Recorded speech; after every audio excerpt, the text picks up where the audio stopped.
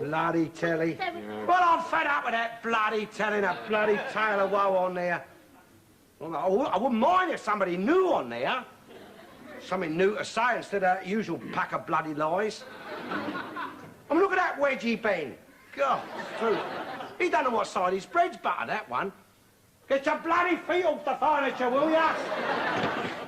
I mean, look at him. I mean, he talks like one of us and acts like one of them. What do you mean, talks like one of us? You know what I mean, Miss Clever Dick. A Tory. Talks like a bloody Tory, doesn't he? There's a man. He's born with a silver spoon in his mouth, wasn't he? Eh? He's a natural-born lord.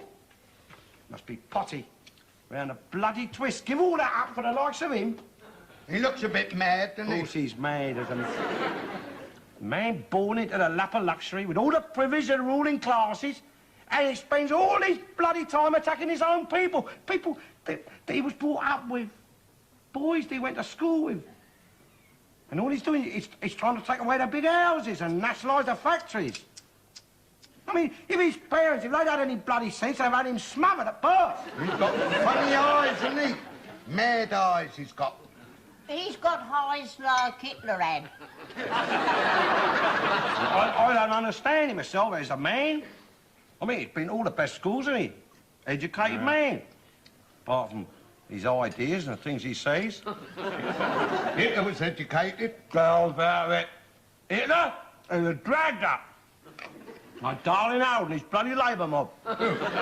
he was a house painter and decorator. I wouldn't like to have him decorating in my house. Not a chap like him. Oh, Churchill. He was a bit of a painter, wasn't he, eh? Churchill? No, he wasn't a house painter, was he? No. Well, what's wrong with house painters? Nothing wrong with house painters, just that Churchill wasn't one, that's all. That last chap, the one what painted our kitchen, he wasn't any good, was he? No, but he was handy with a brush. Yes, Clever with it. But he was slow. Oh, talk about slow. I thought he'd never get finished. See, I mean, your Churchill, he was more like in the line of your Picasso, wasn't he? You're laughing at, he's better than your Picasso. Yeah, Picasso? Picasso was a great artist. Come on, to sell his paintings for millions of pounds, you know. Yeah, he's got you there, Al. He's got you. Oh, yes. The old Churchill might have been clever with a brush. I'll give you that. But he didn't make no millions of pounds out of his paintings, did he? Of course he didn't. You can't compare Churchill with Picasso. No. Picasso was far greater than Churchill. Not as a war leader, he wasn't. Who's talking about war leader? I am. Good blimey. If it hadn't been for old Churchill, old Hitler would have overrun this country, wouldn't he? Yeah, old Winnie. Yeah. Oh, here, I like to see your Picasso trying to stop Hitler. Oh, the French, what? They was the first with their hands up, they was, weren't they? Yeah. Yeah, camarade, silver plate. Yeah. Parlez-vous. Picasso wasn't French. He was Spanish. Well, they wasn't no better, was they, you daft great pilot? He don't know nothing, he don't. God blimey. I mean, people forget that, don't they? What bloody Franco was up to during the war. But now, though, now, people go rushing out there to his Majorca and his Costa bloody packet, don't they? Spending all our money in his hotels, half of which ain't bloody finished yet. I mean, we're supposed to be bankrupt, aren't we? Yeah, every night on that bloody telly, they're egging people on to go out there and spend what little money we have got in that Franco Spain. True enough. So, I mean, what your darling Harold ought to be doing, if he had any sense, which he ain't got, what he ought to be doing, see, is say no. No. No, you bloody stay here and do a bit of work for a change, see? If you work hard, see? Like that man with his big hod. If you work hard and... You shut up. If you work hard and if we're pleased with you, well, you might get holiday next year, see, in Margate or Southend. Or on the QE2 at 42,000 quid a trip. Hey, yeah, who goes on them trips, eh? £42,000 a time. They can't be honest people. God, I mean, even Canada refused to publish the passenger list. Yeah, because they're scared their houses will be done when they're away. I like Margate myself. Yeah, well, bloody sight better than Spain, innit? Cleaner. I mean, no wonder the country's full of bloody diseases. Well, not Margate, that I mean- isn't. I mean, they go out there, don't they, to that bloody Spain and places and lie on them filthy beaches. I mean, running alive, most of them are. And then they get up and they bring it all back here with them. I shouldn't do that. What diseases are you talking about? Diseases what we never knew nor heard of when I was a boy. Well, didn't mean to say you didn't have them. Just didn't know what to call them when you was a boy. I mean, we had a few diseases round this way. Come off the boats, you know, from your Lascars and your coons and that. Yeah. Me, but now, God, blimey, they're coming in by the plane load, they are. All them germs, thousands of them all over the world. I mean, they get to London Airport, open the door, and poof, they're off down the M4 to London or any other place they fancy. Yeah. Talk about germ warfare. I mean, we might not be using it, no, but the rest of them are. Yeah. Two bloody gentlemen, that's our trouble. He was slow. He was. Hey? Who? That chap. What chap? The chap what painted our kitchen. The trouble with him was, you see, he liked to talk. Mind you, I didn't know who he was at first. He used to just walk in, he did, and then he'd, like, put on this white suit, I think it was his overalls, and then he started talking. Mind you, it was quite pleasant, you know, what he said and that, but I used to think myself, I wonder what he wants. But I thought, I won't be nosy, because he must be here for some purpose. He's not just passing through. So then I thought... Will you shut up? No, I mean, we ain't talking about that kind of painting. We're talking about Churchill and his paintings. Oh, dear. But he's made a bit, though, anyway. Who? Darling Harold. Out of that book of his, what he won't answer no questions about. He's done all right out of politics, Darling Harold has. He only had the one house when he started off. Got 3 or 4 now, to my certain knowledge. All the same, these bloody politicians, aren't they? Spend a few years as Prime Minister, then they spend the rest of their lives writing about their bloody mistakes. Right. You take that common market, I mean, he knows we're going in, doesn't he? Oh, bloody yeah. Moon-faced Harold. We are in. Teddy's took us in. Not all of us. He did. He took us all in, mate, when he was Prime Minister. He certainly did. You know what I'm talking about, Miss Clever Dick. He's took us in the common market, isn't he? But now, see, just because he didn't bung Harold any of the perks, Harold's gone screaming out there saying, oh, I'm in now, I'm in charge now. Yeah. You forget about that boat you was building for Ted, yes. It's a villa now, a villa in Cannes, that's what I'm after. And if I don't get it, I'm pulling them all out. Yeah. He runs this country like a bloody shop steward would. Another one, that other monkey, Callaghan. Yeah. See, he's shot off to South Africa, now the hard weather set in, isn't he? More your perks, innit? I mean, you don't think he reckons he's kidding us are going to sort that bloody trouble out, do he? Oh, it's been going on for years, that is. He's probably gone out there to talk to those black African leaders that they've just let out of prison. He's gone out there for the sun, my dear. That's what he's gone out there for. Stick his feet up and play a bit of golf. That's clever. Stick your feet up. I mean, he could have gone out there before. He could have got out there before, couldn't he, Miss Funny Guts? There, he said to his secretary, no, he said, you know, fix it for January, my dear. Make a nice trip then. That is a nice trip, as it happens. But do they still have them cannibals out there? Don't be daft, woman. Well, they did have them. Because I can remember when they used to eat up all our missionaries. Cannibalism is against the law out there now. Well, it is under Ian Smith's government. See, but I mean, if them blackies get into power, well, they might well bring it back again, you see. Cannibalism. Is that why they're all starving out there, then? Because they're not allowed to eat each other anymore? Well, I think sometimes that perhaps they ought to. What? I think sometimes they ought to be like go back again to eating one another. See? I mean, would solve the problem, wouldn't it? Oh, there's a lot of them. Too bloody many. So, I mean, when they was eating one another, they was like keeping each other down, wasn't they? keeping the balance of nature, see? I mean, you stop them eating each other, well, the next thing you know, they start eating all our pig and lamb and cow, and the next thing you know, you've got a bloody world food shortage, haven't you? Oh, you make me sick. Well, that's the way your nature is constituted. Your big fish eat your little fish, don't they? Well, then why don't we eat each other? Because we're civilised, that's why. We are Christians, aren't we? Besides, I wouldn't fancy it, not eating dead bodies. Ooh. Well, that's all piggies and cow That's and a fish. different sort of dead body, and I mean, it's made for eating, your pig, isn't it? No. Well, what's it made for, then? Bloody stupid. Ah, she's one of them bloody vegetarians, she is. Can't bloody talk to her about food. They was doing that on that aeroplane, wasn't they? A while back. I remember reading about that. Eating each other. Yeah, but only after the plane crashed. Oh, yeah. I mean, scientifically, there's no reason why we can't eat each other, you know. I mean, it is a sin, isn't it, against him, because, you see, he, in his infinite mercy... Made us. Right. Well, didn't he make the pig and the cow and the fish? Yes, he did, for us to eat. For us to eat. He made all the vegetables to go alongside of meat and all. Not to be eaten on our own like you do. God, blimey, no wonder there's nothing of you. You want to look after yourself a bit more, Winter. I'm always telling her that. She's thin as a bloody rake. Look at her. Like a bloody beanpole sitting over there. No, you got to eat meat, meat, love. Have to eat meat. I mean, she ain't got much there, has she? Needs filling out, she does. Yeah. She'll be cooking all them meat pies and puddings and... I do. We know that.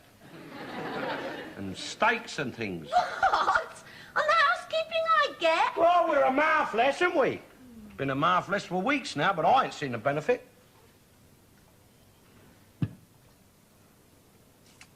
I lost me bloody Fred now. What's I talking about? I don't know. He was talking... Shall I just I don't know. see if there's something on here? What day is it? What's that got to do with it? No, I was just thinking that what you was talking about before reminded me of what day. Oh, wait a minute. Wouldn't you talk... Hello, everybody! We got a lot of lovely people on the show tonight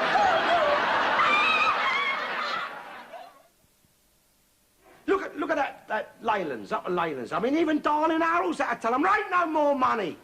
I mean, you do a fair day's work for a fair day's money now. It's your leader said that, mate, not mine. I read that, you know, and there was another Labour MP said that if Wilson had bothered to go and see his constituents, they'd tell him that there was a grim determination to make Leyland succeed. Succeed! Yes. Succeed as what, a bloody rest camp? God, you socialists are all the same, and even your own leader don't have nothing to do with you now. He's got you, Mike. He's got you there, son. Oh, yes, he got you. Oh, no, a lot of your workers, you see, they're behaving exactly the same as if your Heath was still in power. A lot of them don't realise. Got a Labour government now, not a Tory government. Yeah, don't talk to me about a Labour government. Bloody Wilson. He's a turncoat, this bloody Wilson. Yeah, what, just because he ain't shared the wealth of the country with you, sonny? Well, there ain't no wealth to share, is there? You can't talk to Sleeping Beauty over there. He's lying there waiting for the bloody millennium, he is. What I'm waiting for is for the working man to have his fair say in the share of the running of this country. Have a fair say? Yeah. Have a fair say? They ain't got the intelligence to have a fair say! Have you got a lighter? Son off! I mean, look at her! Look at her! I mean, God blimey, that last election, I went down a polling booth, see? She was down there, she didn't even know who her bloody candidate was, did ya? I tell you where to put your bloody X on the paper, didn't I? Yes, and you told me the wrong one, didn't you? I asked him, I said, who's the Labour candidate? And he gave me the name of the Tory candidate, and he said he was the Labour man.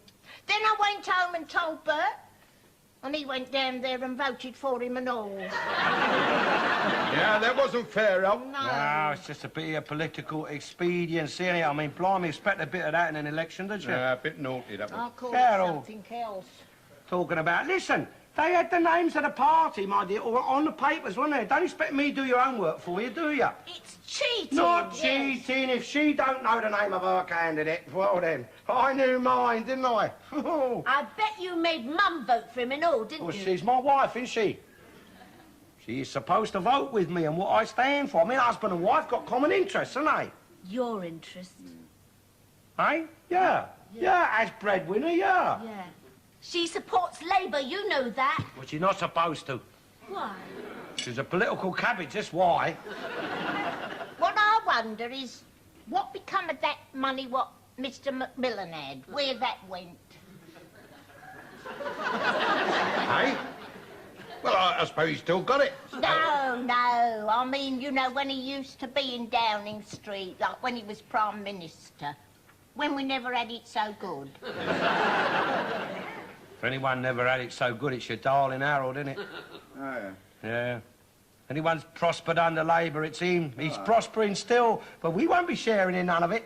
Oh, yeah? Well, what about your jelly-bellied Ted, then, eh? And his bloody boat, eh? Morning, Clara. That cost enough, didn't it, eh? He didn't have that before he became Prime Minister, did he? Oh, no. That got sunk, that did. Yeah, probably darling Harold pulled the plugs out if the truth was known. You want to talk about boats, Sonny? I'll talk to you about boats and your bloody party. See, that River Thames out there, once, that was infested with pirates, that was. Yeah, well, you shut up a minute about bloody learned, Sonny. Oh.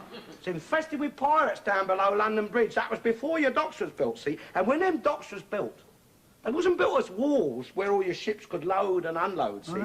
No, they was built as a stronghold, see? To protect your ships against the pirates. Oh, yes. That was always hotbed of pirates down there. Right, see? And then around about 1920... It still is. It still is. See? And them docks ain't no strongholds against them either. About... Because what they done, they sold all their boats, you see, the pirates, and they've all become dockers. That's what's happened. No, about 9... Blimey, the stuff they nick out of there. No wonder they can't sell no cars abroad. Look. Because what they're doing, they're exporting cars down there without batteries, tyres, and, you know, without wheels even. No wonder the exports are falling off. I mean, when you buy a car, well, like you expect wheels, don't you? They shouldn't be extras, should they? You bought some tyres, didn't you? Yeah, only the one. Lovely on the feet they are. Wear well, too.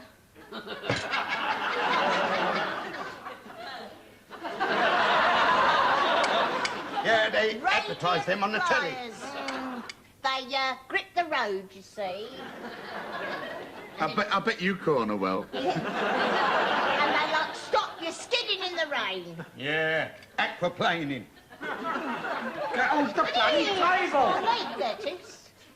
See, what I was trying to say, around about 1920 it was, or thereabouts. Yeah, go on, Up, go on. I'm trying to go on, aren't I? There's this bloke, what's his name? Gatty. That's it, Gatty. See, and he had this plan, see? But what he said was that all this land round here was too valuable to be used as docks. So his plan was, build a bloody great pier, see, out into the middle of the river, so that the big ships could come up alongside and offload all their cargo straight onto railway trucks or lorries without being touched by human hand, see, and without the risk of breakages. Yeah? Container loaded. Doing working men out of their jobs. No, mate, Yeah. doing the bloody dockers out of their perks, that's what. That's progress, you silly scarsket. Yeah, they could have knocked all this down and built decent houses. Yes, they are doing that. But I think if they put up anything decent round here, we shall have to move out. Now, you see, Oak, it was your government that stopped that. Because, you see, men was cheaper than machines. Yeah, wasn't your government what stopped it now, though, is it, eh? Your bloody dockers, and I'll tell you something, Bert. When the revolution comes, mate, them dockers, they're going to be some of the first to go. And it's coming. It's coming. Don't you worry about that. I know it is. You don't have to tell me. You don't have to tell me. When it comes, Shirley Temple, it won't be your lot who'll be revolting. Oh, no. It'll be us. It'll be us bloody Tories who'll be revolting, mate. Well, you're certainly revolting. Yes! I certainly am. I know. You make me sick, you do. That's the sort of revolting you are. Look. The way you go on about the working people. I mean, anyone would think you were one of the landed gentry. I know, yeah. I can understand a rich man being a Tory, but not someone who hasn't got two halfpennies to rub together. I tell you, Sonny, I'd like to move out of here. Well, wouldn't we all? Yes. Yeah, well, if you move, I wouldn't mind staying. Yeah. I like to move out and away from you bloody lot. Oh, That's yeah. what, because, see, what they ought to do, What they ought to do is put all your Tories up one end of the country and all your bloody Labour up the other end of the country. Because when the revolution comes, we want to know where we are, mate. I'm surrounded by bloody Labour rubbish here. I know. Behind enemy lines. Where I ought to be, mate, is out on Virginia water. That's where, with my own kind. Yeah. Where the neighbours will treat you like you treat the blacks. Yeah, right, yeah. I'll tell you what, you needn't worry, though. When the revolution does come, we won't shoot you, you know. We'll just get you brainwashed. Send you to a corrective training centre. You bloody scarsket, you bloody red-faced mick, you! They'll deport you! They'll deport you back where you come from, that's what they do! You ain't got no bloody brain to wash, you ain't! That's it. That's it. I've just done about a good full of you. No, tell us. Now, Mike, please. No fighting, now, no fighting. I wasn't going to touch him. I was going to bed. Yeah. Don't not start me, mate, because I'm not frightened.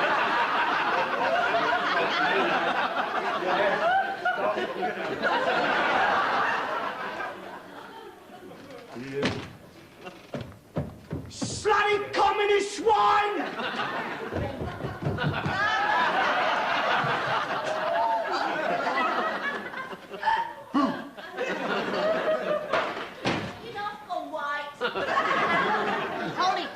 Politics, it's the cause of all the trouble in the world today. Breaks up homes and families, it does. It's worse than religion for that. Yes, yes. Oh, yes. Oh, yes. I don't know. Funny old world, isn't it, eh? Look at old Elf. Living here in Wapping. A Tory surrounded by socialists. And on the other end, you've got that Wedgwood Ben sitting in his stately home. A socialist surrounded by Tories. Now, what you want to do, Al, is write to him. Try and arrange a swap.